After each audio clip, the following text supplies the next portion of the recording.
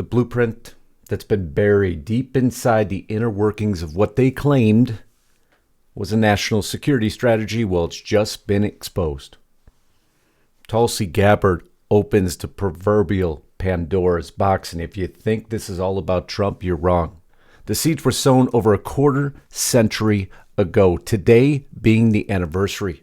As whispers of collapse from within, key players turning, a network unraveling, the kind of plan you'd expect from a surveillance state, not a constitutional republic. And no, this didn't come from some random leak. It came straight from someone once considered an ally. And this has now changed everything in the story I'm going to bring you in just 1 minute.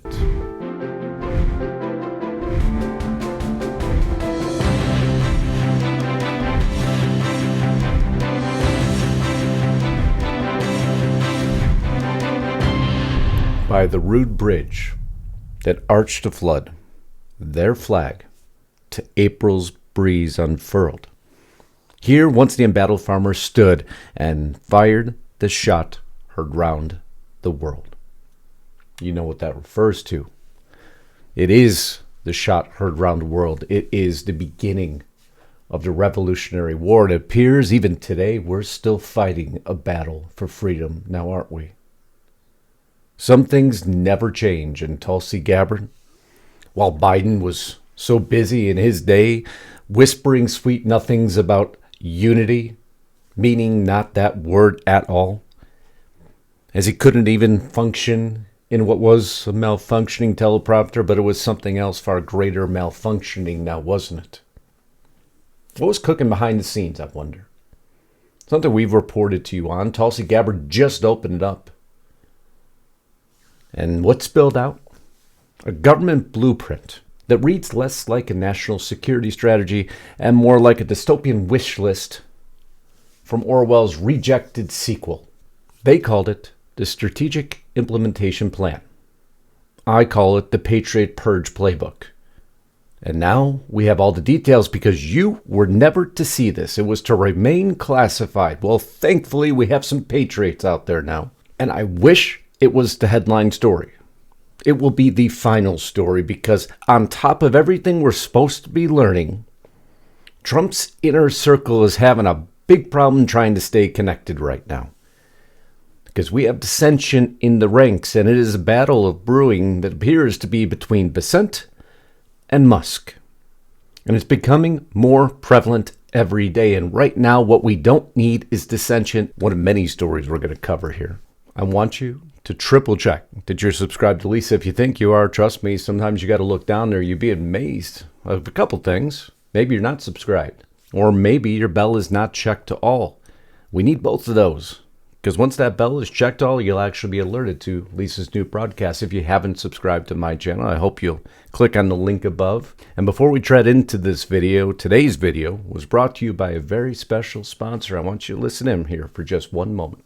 Well, we've been told all our lives that these wrinkle creams that we are using on our face are the way to look younger. However, according to Dr. John Lake, he is a world-renowned Beverly Hills expert. He has just come out and stated that most of these wrinkle fixes are nothing but glorified moisturizers. Well, recently, Dr. Lake has focused his attention away from these mainstream practices so that he can focus on revolutionary anti-aging breakthroughs. His personal clients, including myself, have dubbed this do-it-yourself technology as the age rewinder method because it literally takes decades off of your skin in the matter of minutes. I want to encourage you to check it out. All you have to do is go to bhmd1.com/haven, and they have this amazing video that's gone viral with over millions of views. Watch it, and you can learn a little bit about this amazing technology and then take that next step to get better skin and better younger looking skin. Again, that's bhmd1.com/haven. If you're on your cell phone, click that more button to get more information or click the link in the description box below. All right, back to the broadcast. All right, let's kick into this as fast as we can because there's some critical information. Pentagon turmoil deepens. Top Hegseth aide leaves his post. Man, this scandal continues to grow, doesn't it? Joe Casper, Defense Secretary Pete Hegseth's chief of staff, will now leave his role Story doesn't end there. In the coming days, he's going to go to a new position at the agency, but what does that mean? We've now had Senior Advisor Caldwell, Hegseth's Deputy Chief of Staff Darren Selnick, and Colin Carroll, the Chief of Staff to the Deputy Defense Secretary Stephen Feinberg, all placed on leave. They're having trouble controlling leaks again. This happened in the first administration, and it's happening again now. Of course, we need to get a little bit more information on this directly from the sources, but Hegseth's not saying too much. Casper was the one who started the investigation, which is strange that he's now leaving his post. All about leaking on the Panama Canal, Elon Musk meeting, the Red Sea invasion, if you want to call that, or the carrier headed to the Red Sea. Well, all of this suddenly got out, and a smattering of intelligence about Ukraine, things you generally want to keep pretty close to the vest. Well, Joe Casper didn't like any of these folks that were dismissed, but now Joe Casper is leaving his post, and some calling it there is a complete meltdown in the building, dissension in the ranks, but this grows deeper. I urge caution, though, because remember, they want the Trump administration to seem as if it is falling apart at any moment, and unfortunately, the Trump administration is giving them some fuel to that fire. I reported just the other day, Gary Shapley, the IRS whistleblower, exposed DOJ's cover-up of the criminal investigation of Hunter Biden, is now acting IRS commissioner. Well, that was for about 2 days, because now news coming out that he is ousted in a power struggle, but not his power struggle. No, he got mingled into a larger power struggle that it appears Trump will need to contend with quickly, and it is between Treasury Secretary Scott Bessent and Elon Musk. Shapley is reportedly being replaced after an internal struggle with Treasury Secretary Scott Bessent. This was on the New York Times. Bessent reportedly approached Trump and told him Shapley was put in his position at the IRS without his knowledge. According to reports, Shapley was placed at the IRS on Elon Musk's request without Bessent's knowledge. And hence you may have a problem. To go a little further into that, because Laura Loomer has been tagging on this for a while now, warning Elon Musk of what's happening. Did you know that Scott Bessent's longtime friend is John Hope Bryant shared an NPR article? Bill Gates accuses MAGA billionaire who spent hundreds of millions on Trump of insane. Well, expletive taken out. Now, this battle we will continue to watch to see what the actual reality of it is, as we've seen a lot of misinformation swirling everywhere. But again, it's okay when they do misinformation, right? They're just fact checkers. They're the ones who have the actual knowledge, and that goes into our headline story here in just one moment. But first, there's a few things that Stephen Miller does an amazing job, and when he says something, people listen because he has an ability to be so succinct in his message. Mr. Miller, Letitia James says the allegations against her are nothing more than a revenge tour by the Trump administration. What's your response? My response is that Letitia James is one of the most corrupt, shameless individuals ever to hold public office. She's guilty not only of those crimes, but of countless more crimes, by using and abusing her public office to try to persecute an innocent man, depriving him of his rights, engaging in a conspiracy to obstruct our election, and to overthrow our democratic processes and procedures. She is guilty of multiple significant serial criminal violations. Oh, the clips you won't hear on mainstream media, but that's what we're here to do for you. Give you the real stories, days ahead of when the mainstream media ever provides it, like our coverage of Kilmar Garcia. You see, there was an error in this photo. An error that Trump has now pointed out, because the mainstream media and the senator want you to believe that, you have a good old family man here. All these reports of this gang affiliation is all untrue. It's a lie. Except this photo told a story that they didn't want told. And Trump and his administration have had to correct multiple stories. The New York Times article here, Senator meets with wrongly deported Maryland man in El Salvador, corrected by the White House, to Senator meets with deported MS-13 illegal alien in El Salvador who's never coming back. And why are they so bold? Are they making a mistake? Well, it all came out in the wash once again. Senator Chris Van Hollen of Maryland looked like a fool yesterday standing in El Salvador, begging for attention from the fake news media or anyone. He's a grandstander, and he is. Now, unfortunately, the deportation efforts of President Trump are continuing to be derailed by lower courts, and now the Supreme Court coming out, before I get back to that photo, staying in order for the moment until another trial is done, taking away some of Trump's power using the Alien Enemies Act temporarily.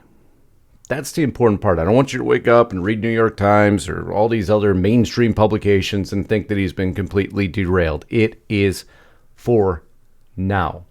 The government is directed not to remove any member of the putative class of detainees from the United States until further order of this court. It is a stay. It is not a final ruling. But back to this photo that Trump found also. And found it so important that he puts up, this is the hand of the man the Democrats feel should be brought back to the United States because he is such a fine and innocent person. They said he's not a member of MS-13, even though he's got MS-13 tattooed on his knuckles. So if you want further validation of that, well, you see there his wife's photo with him where she uses those heart symbols right in the middle of the screen. And why did she put those heart symbols there? Because that's the same hand that is now the center of attention. This hand here, I'm going to take it a step further though, because the photo that the senator took just gave us all the validation we need. Because if you zoom in a little further at the hand and compare it against the photo that Trump put up, you can pretty quickly see with a little adjustment and contrast that you now have your validation.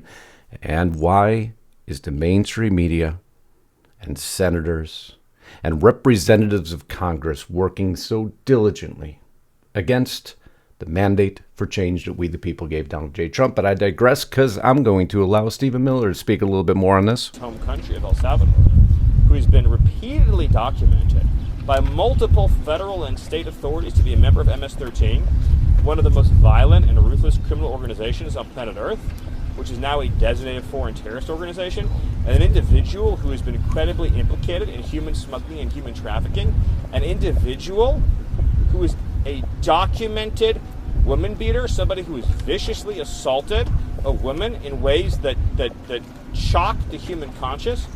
That is who the Democrat Party is going to provide aid, solace, and comfort to, not to Senator Van Hollen's own constituents, like the Morin family. Rachel Morin was viciously beaten, brutally raped, and murdered, and her mother never even got a phone call from Senator Van Hollen. Or Kayla Hamilton, a young girl who was attacked in a public restaurant, raped in the bathroom, and beaten to death and murdered by an illegal alien that Joe Biden set free into the country. None of those people elicit human sympathy from Senator Van Hollen. How broken is that man's heart? How broken is his conscience that he doesn't have even an ounce of empathy or time or concern to share with those families? I so enjoy Stephen Miller's clips because he's just saying what we're all thinking and what we say out loud. Finally, we have government officials saying the same thing out loud. But what happened with Margaritagate? Oh, you heard that right. Because out of all the things going on in the world right now, Senator Van Hollen has to defend Margaritagate, those photos that you saw with margaritas on the table. Well, of course he has a defense to this, because after the president of El Salvador comes out after him saying now sipping margaritas because this is how bad things are, the worst defense I ever heard. I didn't do it. They were just there. About what I would call Margaritagate. I don't know if you guys have been following this, but President Bukele, after I met with Kilmar, did this tweet showing us at a table with these two glasses. So here's what happened. When I first sat down with Kilmar, we just had glasses of water on the table. I think maybe some coffee. One of the government people came over and deposited two other glasses on the table. President Bukele did it. But let me be very clear. Neither of us touched drinks that were in front of us. we're seriously doing this right now. Out of everything we have to be concerned about, this is what we're doing. I guess Russia, Ukraine, that's not important. International politics, not important. Not our rights being stripped away from us, not important. No, we're going to defend margaritas on a table, which just to me reeks of guilt. But Trump's at work, as he always is. Being killed in battle. It's a vicious battle with the best equipment, the best everything, and it is brutal. 2,500 young people a week. Some of them not so young, actually. They're getting older. They're getting older by the month. But 2,500 a week, and we're going to get it stopped, ideally. Now, if for some reason one of the two parties makes it very difficult, we're just going to say you're foolish, you're fools, you're horrible people, and we're going to just take a pass. But if he takes a pass, which he's calling out Ukraine directly, if he takes a pass, which suddenly now we're hearing the mineral deal is going to be signed, magically. But if Trump was a step away and Rubio was a step away and Ukraine was just left alone, U.S. is out, what do you think happens? Put it in the comments, please. We're almost at the headline. This is just about 24 hours of activity. This news cycle right now moves fast, including this. Opening Pandora's box, because some people will dismiss this SIP, as they call it, Strategic Implementation Plan for Countering Domestic Terrorism. Tulsi Gabbard promised this release. And I don't understand how, in the consciousness of any political party, anyone in the United States of America, how this can just stand and not be blown up everywhere. That our U.S. government even attempted or even thought to write this plan is beyond disturbing.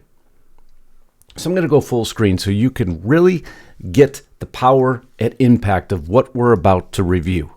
Because on April 16th, the former Democrat turned truth teller Tulsi Gabbard, you see here in a post, Director of National Intelligence, follows through on a promise to declassify, a little something called the Strategic Implementation Plan. This is Biden's post-January 6th domestic counterterrorism strategy, or more accurately, it's the government's 15-page excuse to label your Facebook posts as a national threat. Conservative watchdogs, thankfully, like America First Legal, knew something smelled rotten, and Tulsi listened. And what did she uncover? Just a little plan. The most terrifying fusion of surveillance, censorship, and social engineering the left's ever dared to admit. Oh, but don't worry, it's organized. It has what they call 4 pillars. What are the 4 pillars? Pillar number 1, understand and share domestic terrorism-related information. Pillar 1. Translation, spy often, spy harder. They want to build massive databases, share intel between all agencies, and those included your financial records. This just puts everything together. Because nothing screams democracy like Uncle Sam tracking your Venmo transactions, now does it? Oh, it gets worse. Pillar 2, preventing recruitment and mobilization, aka pre-crime. Minority Report stuff. Identify potentially dangerous individuals based on what exactly? A meme? A podcast? Oh man, we're in a world of trouble over here. And of course, they combating online disinformation. The same folks that are now defending Garcia, the ones who are giving the American public incomplete information, were the ones combating online disinformation. So in other words, anyone who disagrees with CNN and MSDNC. Pillar number 3, disrupt and deter. This is where it gets really good. Because the SIP program calls for the FBI and DHS to share online content with tech companies so that they can flag it. Sound familiar? Almost like, the government outsourcing censorship to big tech. Classic workaround of that pesky First Amendment that just stands in the way, huh? But don't worry. the pinky promise they gave to respect your privacy. Scouts honor, we won't do anything with it, but we saw the result of that, didn't we? And pillar number 4, confront long-term contributors to domestic terrorism. The social engineering jackpot. They're going after ghost guns, pushing red flag laws, tossing in some sweet-sounding fluff like advancing inclusion and civic literacy to fight domestic terror. I guess teaching kids about pronouns now counts as counterterrorism, but it was all a part of the same plan. This plan. Here's scary little bits, right? How invasive was it? How wide was this web? Well, you could just look through the document. The FBI, the DOJ, the DHS, HHS, Education Department, VA, DOJ and FBI again, the Treasury, the state agencies, and, of course, the USAID. And if that's not enough, let's just sprinkle in the CIA too. Hence, you had every single government agency working to fight domestic terrorism in this single document. So let's not kid ourselves here. This wasn't about stopping threats. It was about redefining what a threat was. When the plan says it wants to increase Americans' faith in government, that's not counterterrorism. That's called conditioning. And that's what they were doing, social engineering. When it says it will fight disinformation by working with tech companies, that is centralized censorship. That's everything that they claim they fear coming out of President Trump is specifically what they were doing. And when it encourages snooping in your bank account, your social media, your browsing history, and your private conversations, guess what? You're not a citizen anymore. You're now a suspect. And that's what they did through this plan. And the best part? This was to remain classified forever. Not only did they do it, not only did they approve it, not only did they enact on it, they wanted to assure that never one American eye saw it. And to me, that reeks of something far more sinister than the little title gave it. The public wasn't supposed to know. The government was building a surveillance and silencing machine under the guise of protection. But Tulsi Gabbard kicked the door down, opened Pandora's box, and dumped the blueprints on the table. And I love what Matt Margolis of PJ Media, how he summarized this. Let's cut through the bureaucratic noise and call this what it really is, a systematic blueprint for targeting and silencing conservative Americans. Spot on, because that is exactly what it was. They call it democracy, the word I can't stand. But it smells an awful lot like soft dictatorship, with a fact checker sticker slapped on the front of it. Because that's what they did. And now it's out. But this is why we exist here at Restricted Republic, isn't it? To cut through their strategic implementation BS and show you the truth hiding behind the footnotes. Tulsi did her part. Now it's time to continue to do our part. At this 250 years ago, the shot heard round the world started the Revolutionary War, giving us our ultimate freedom, and today we are still fighting the battle. Smash that like button. Please provide your comments below. Share the video. Because we got to wake more people up, don't we? They declared war on dissent. That's what they did there. They used disinformation, which means anything that went against their agenda, against us. Formalized it into a document and released it to every government agency. Stay smart. Stay informed. Stay loud. And we will continue to be here to fight this battle with you. And it is a battle that rages on 250 years later. And we must never forget that. I love you all. Until next time, Godspeed and God bless. Justice Knight, signing out.